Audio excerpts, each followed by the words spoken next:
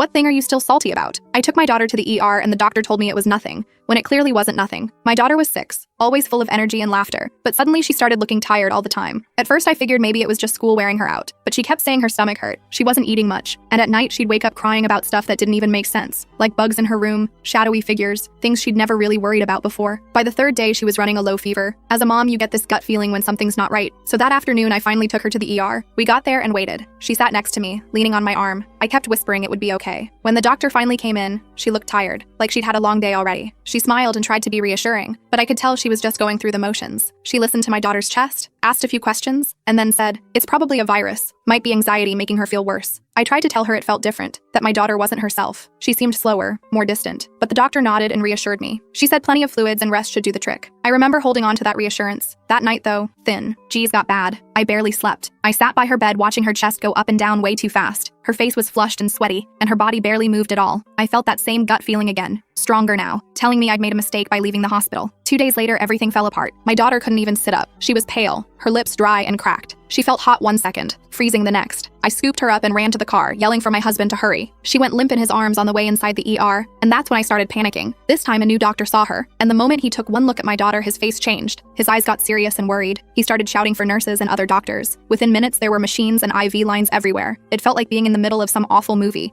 with alarms beeping and people running in and out. My knees buckled, and I remember just standing there, helpless, holding on to my husband's arm as tight as I could. After what felt like hours, the doctors finally told us she was stable. They said we'd gotten there just in time. My husband and I hugged each other, crying like we'd survived a plane crash. A bit later, I saw the first doctor, the one who'd sent us home before, standing at the end of the hallway. She looked pale, haunted even. I remember thanking her anyway, thinking maybe she'd been part of helping save my daughter somehow. She smiled back, but it looked strained and wrong. A day later, I overheard some nurses talking outside my daughter's room. I couldn't catch everything, but they mentioned something about a missed diagnosis. Then came the afternoon when the first doctor that checked on my daughter walked back into my daughter's room. My husband and I were sitting next to the bed, tired but finally breathing easier. The doctor's hands were visibly shaking. Her eyes were swollen and red, like she'd been crying. She quietly asked if she could speak to us. Then, in a voice barely louder than a whisper, she told us everything. She said she'd made the mistake that almost unalived our daughter. She'd thought back to our daughter's symptoms that night and how she had felt something was off. She admitted she ignored some warning signs, blaming anxiety instead of looking deeper. She told us she'd been too tired, and that was why she'd missed it. She said flat out that she'd made a mistake and was deeply sorry. My heart felt like someone punched right through it. Behind me, I heard my husband stand up so fast his chair crashed onto the floor. He practically shouted, "Are you serious? You almost unalive our daughter. You should be fired." His voice was shaking with anger. I stayed frozen, just staring at her, unable to speak. It hurt too much to even breathe. The hospital put her on leave right after that. They promised there'd be an investigation. My husband was furious. He wanted accountability, and honestly, so did I. But as I sat next to my daughter,